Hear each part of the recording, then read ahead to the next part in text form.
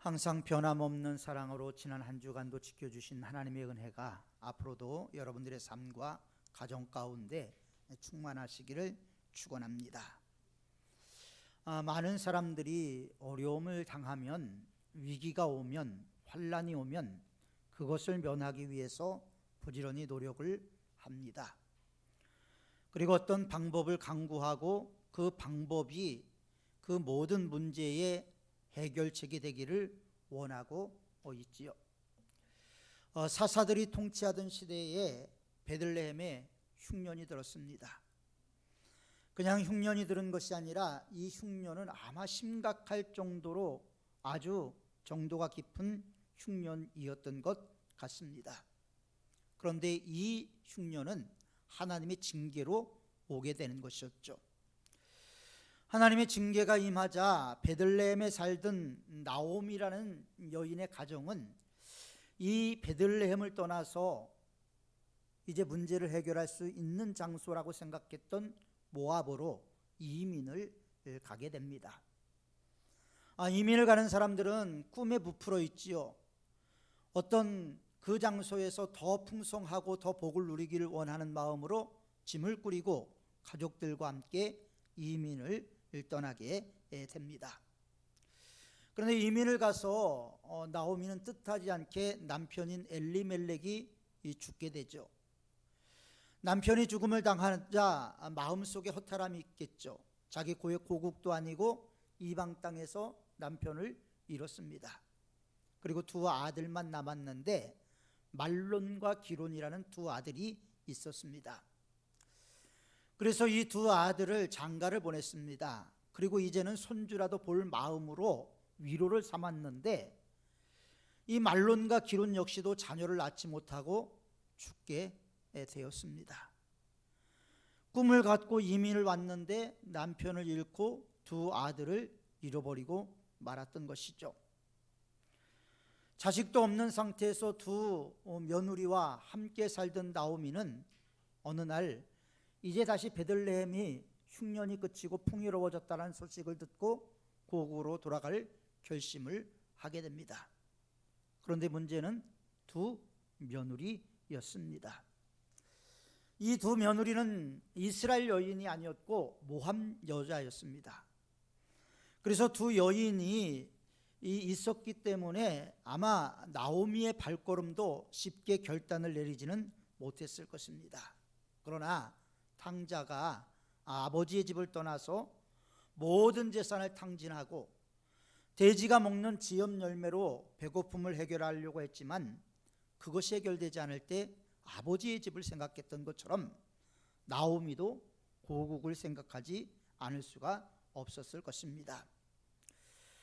다시 말해서 오늘 우리가 나오미의 사건을 통해서 우리가 볼 수 있는 것은 하나님을 떠나 세상으로 갔다가 커다란 징계를 받고 많은 상처와 고통 속에서 다시 하나님 품으로 돌아오는 한 성도의 모습을 보는 것 같습니다.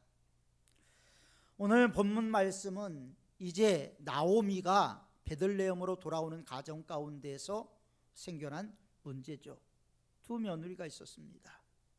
두 며느리가 고국을 떠나서 낯선 곳으로 간다라는 것이 마음 편치 않았던 나오미는 이 며느리들에게 너희 고국으로 돌아가라, 너희 조상에게로 돌아가라, 너희 신에게로 돌아가라고 이야기를 하지요.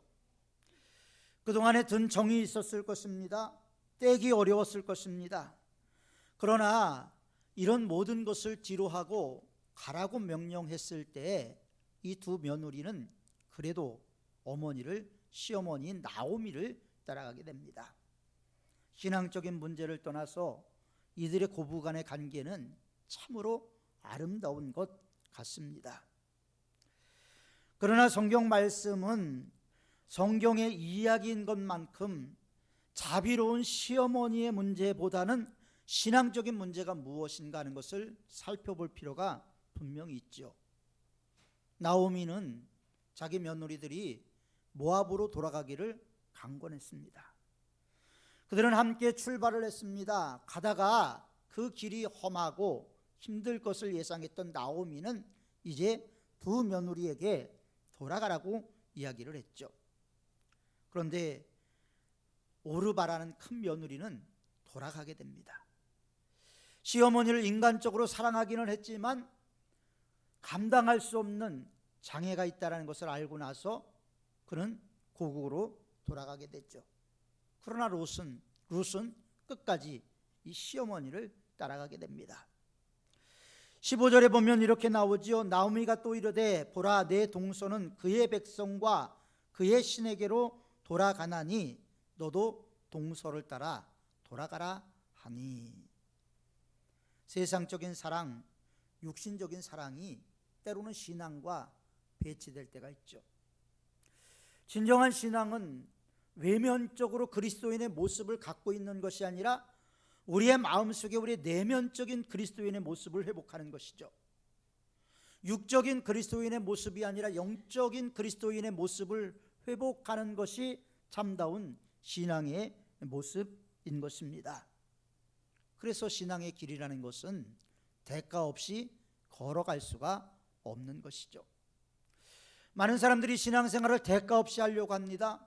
대가 없이 행하는 사람들에게는 하나님께서도 상급을 주지 않을 것입니다.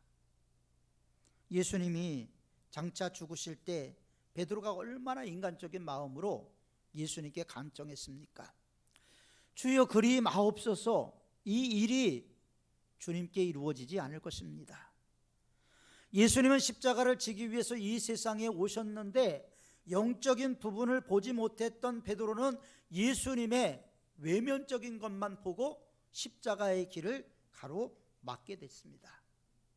그때 예수님께서 사단아 뒤로 물러가라 말씀하셨죠.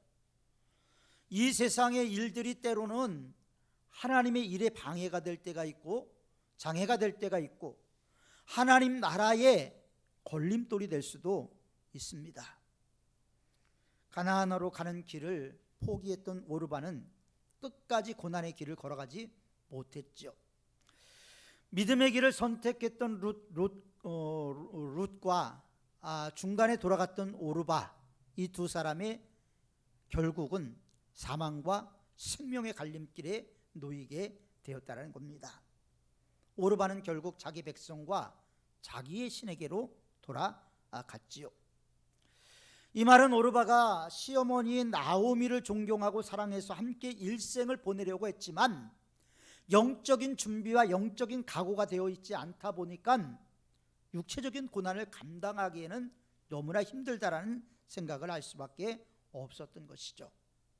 신앙으로 역경을 헤쳐나갈 준비가 오르바에게는 아직 준비가 되지 못했던 것입니다. 우리가 오르바를 바라보면서 안타까운 모습은 뭘까요? 그는 저주의 땅에서 축복의 땅인 베들레헴을 향해서 출발을 했습니다. 그러나 가다가 도중에 포기하고 말았다는 것이죠. 신앙생활에서도 우리를 슬프게 만드는 것은 우리 주위에 오르바 같은 사람들이 많이 있기 때문입니다. 신앙생활에 발을 들여놓고 인내력이 부족하여 신앙의 낙오자로 전락되는 사람들이 있습니다. 물론 그들도 처음에는 하나님을 경외하며 믿음 생활을 잘하려고 노력했는지도 모릅니다. 이런 사람들 향해서 매튜 미드라는 사람은 유사 그리스도인이라고 이야기를 했어요. 겉모습은 그리스도인 같지만 그 내면은 하나님과 관계가 없는 사람이다. 선택받지 못한 사람이라고 매튜는 이야기를 하고 있습니다. 룻은 하나님에 대한 믿음을 가지고 있었던 반면에 오르바는 시어머니를 인간적으로 따라 나섰던 것이죠. 아마 그들의 관계 때문에 이런 작용이 이루어졌는지도 모릅니다. 인간적인 유대나 친교는 우리가 사회생활하면서 필요하죠. 인간관계를 맺고 살아갈 수밖에 없는 우리는 인간관계를 맺을 수밖에 없지만 때로는 이 인간관계가 우리의 신앙을 파괴할 때가 있다는 거예요. 이 인간관계가 우리의 신앙의 걸림돌이 될 수가 있다는 것이죠. 오르바는 시어머니를 사랑했습니다. 그래서 작별할 때 통곡도 합니다. 그러나 그는 가나안의 길을 포기하고 자기 민족과 자기의 신에게로 돌아가게 되지요. 오르바가 발길을 돌림으로 얻은 것도 있지만 잃은 것도 많이 있습니다. 오르바는 베들레헴으로 가는 도중에 포기함으로 인해서 얻은 것이 있고 잃은 것이 있는데, 가나안 땅에 가는 고난의 여정을 그는 하지 않아도 됐지요. 아마 그 길은 험난했을 것입니다. 광야의 뜨거운 날씨와 독사들과 맹수들이 우글거리고, 거기다가 굶주림이 있을 것이고 목마름이 있을 것이고 광야길을 걸어가는 고통이 있었을 것입니다. 오르바는 이것에 대해서 면제를 받았지요. 그러나 신앙의 길이라는 것은 때로는 위험한 것이죠. 우리가 오늘날 보면 신앙생활이 편안하고 안전한 것 같지만, 초대교회 그리스도인들은 예수 믿는다라는 것은 죽을 각오가 되어 있다, 나는 순교할 준비가 되어 있다 라고 고백된 사람들만이 그리스도인으로 받아들여졌습니다. 나 예수 믿어요, 이것만 갖고는 초대교회에서는 그리스도인으로 인정이 되고 받아들일 수가 없었던 것입니다.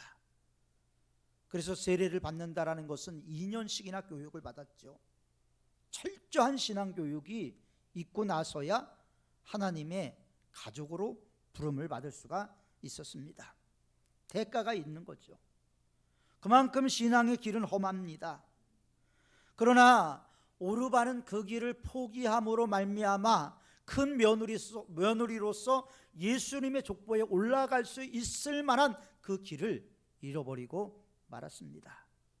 큰 며느리였기 때문에 오르바가 만약에 베들레헴에 왔다면 보아스와 결혼할 유일한 1순위가 되었겠지요.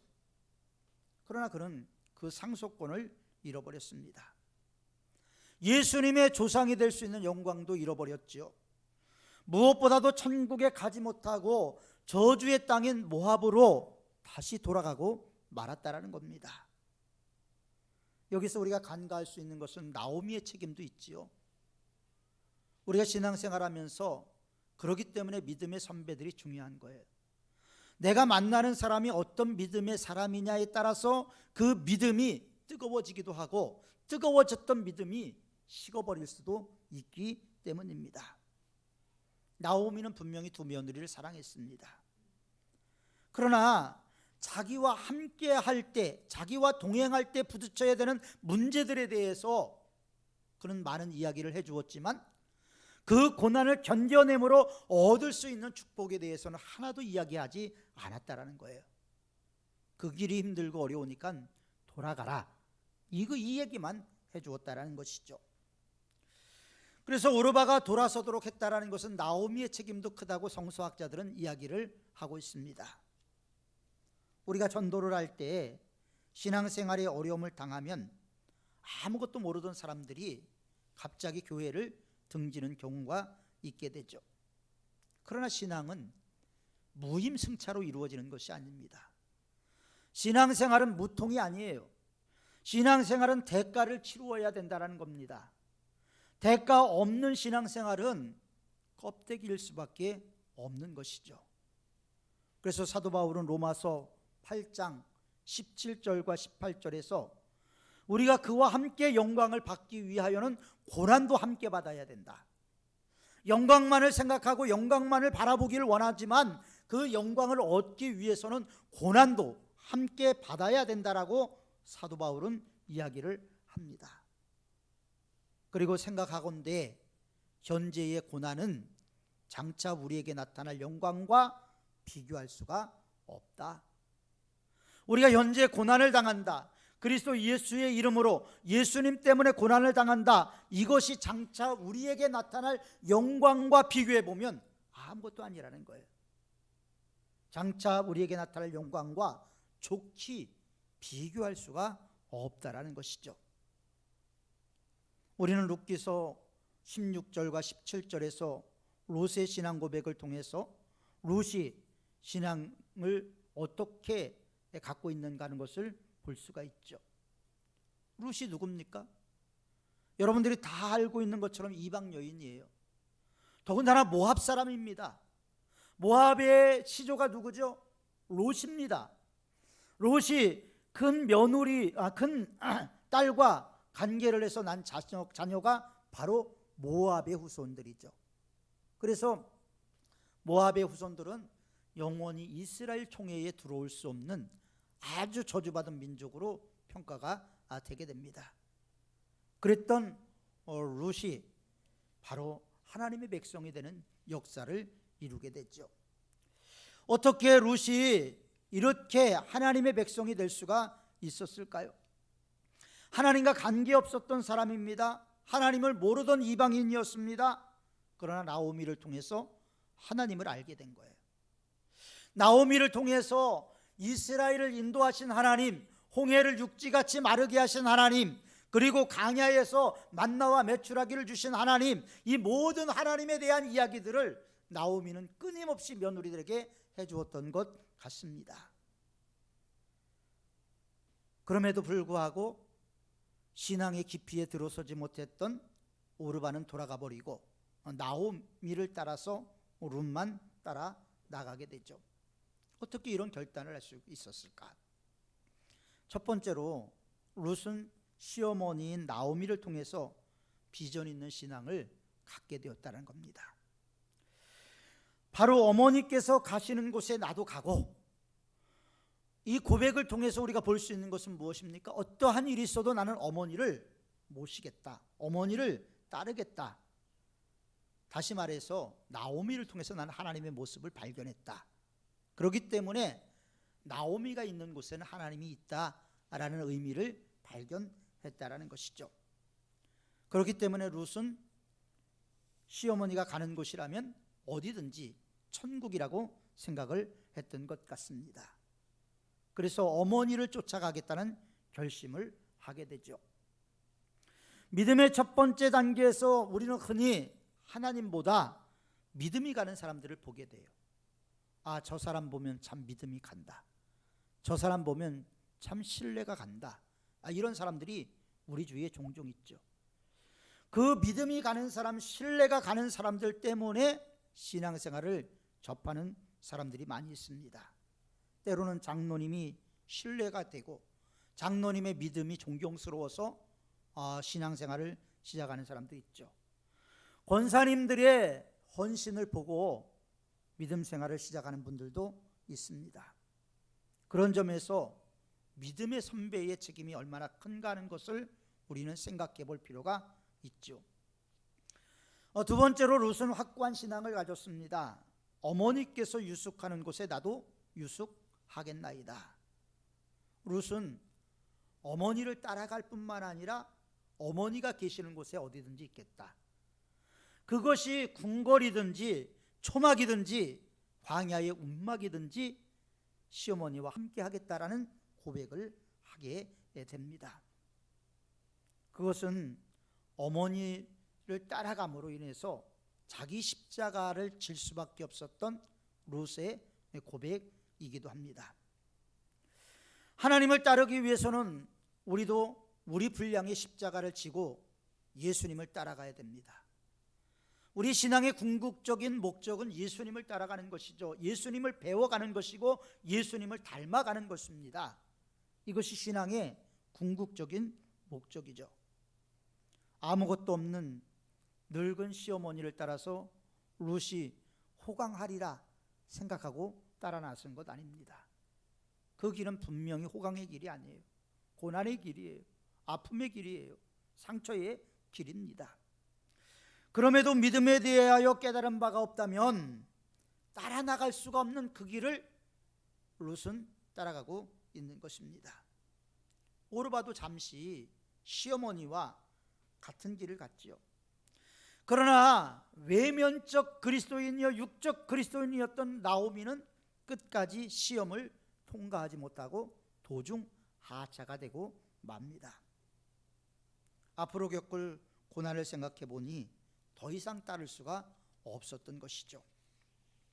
시어머니를 사랑하는 것보다 앞으로 겪어야 될 고통이 더 크게 느껴졌기 때문에 오르바는 비전을 잃어버리고 결국 모압으로 돌아가게 됩니다.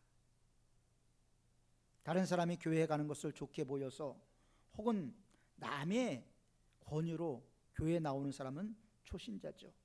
이런 사람들은 육신의 고통이 올 때 오르바처럼 행할 수가 있다라는 것입니다. 그러나 신앙생활을 계속하다 보면 말씀은 들음에서 나고 믿음은 들음에서 나고 들음은 그리스도의 말씀을 통해서 이루어지기 때문에 성경을 읽고 묵상하고 말씀을 듣다 보면 어느 날 나도 모르게 믿음이 생기게 되는 것이죠.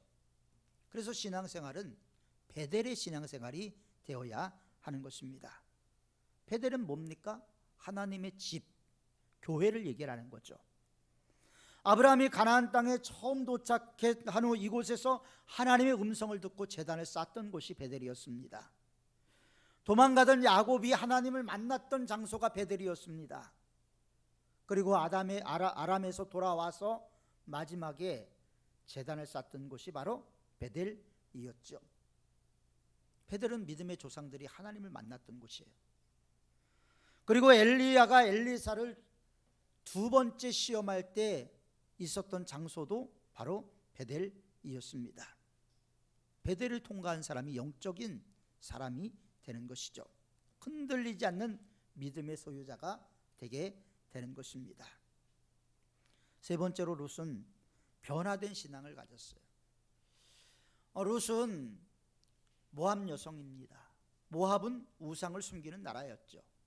우상을 섬기는 나라에 있었던 룻이 나오미를 통해서 하나님을 알게 되고 확고한 변화된 신앙을 갖게 되었습니다. 그래서 그는 뭐라고 고백합니까? 어머니의 백성이 나의 백성이 되고 어머니의 하나님이 나의 하나님이 되시리니.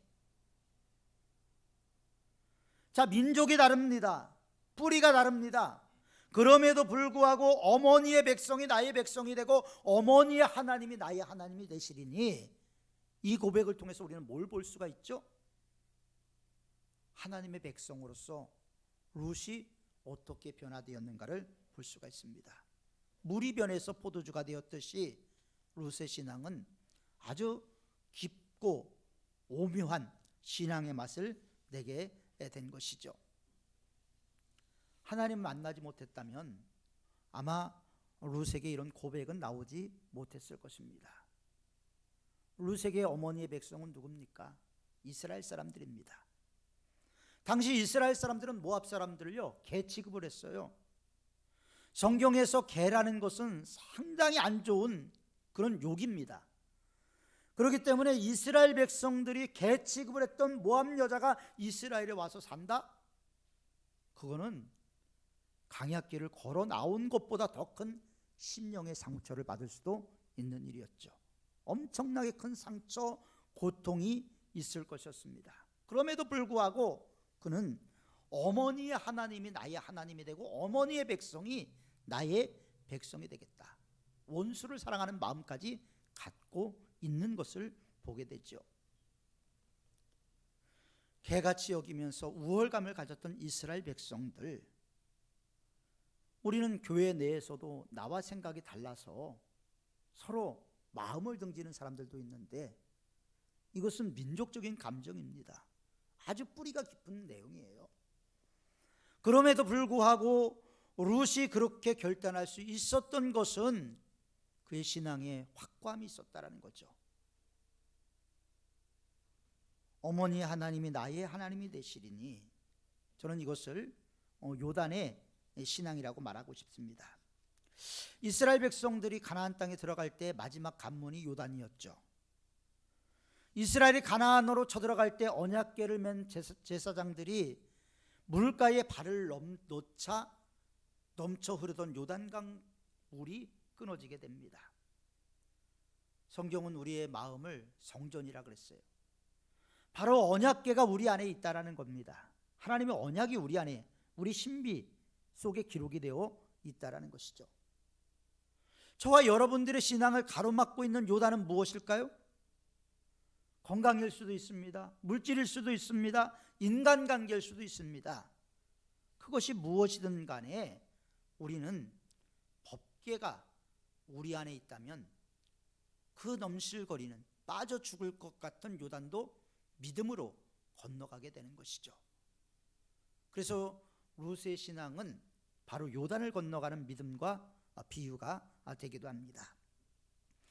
마지막으로 룻은 순교의 신앙을 가졌죠. 어머니께서 죽으시는 곳에 나도 죽어 거기 장사될 것이라. 룻은 죽기까지 시어머니 나오미와 하나가 되기를 원했습니다.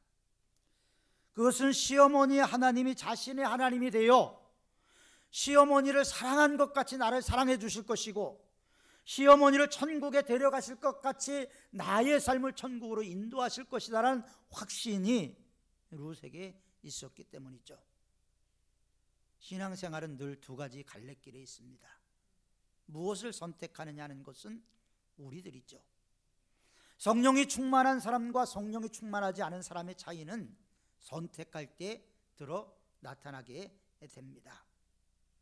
오늘 우리는 룻을 통해서, 시어머니 나오미를 통해서 하나님을 믿었던 룻이 어떻게 고백을 하고 있는가, 그가 걸어가야 될 길이 얼마나 고난의 길이었고 그가 살아가야 될 길이 얼마나 험난한 길이었음에도 불구하고 편안했던, 안락했던 모압을 등지고 베들레헴까지 가서 그는 이런 고백을 해야 했을까요?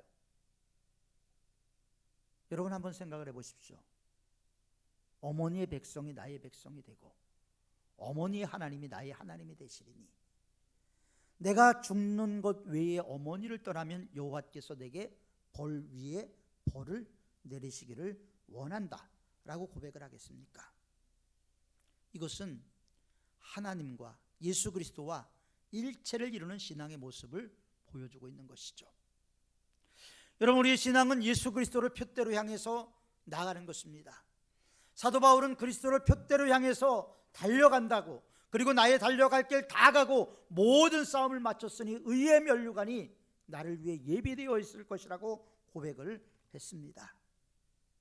하나님과 일체가 되는 확고한 신앙을 갖게 될 때 하나님이 우리와 함께 하십니다.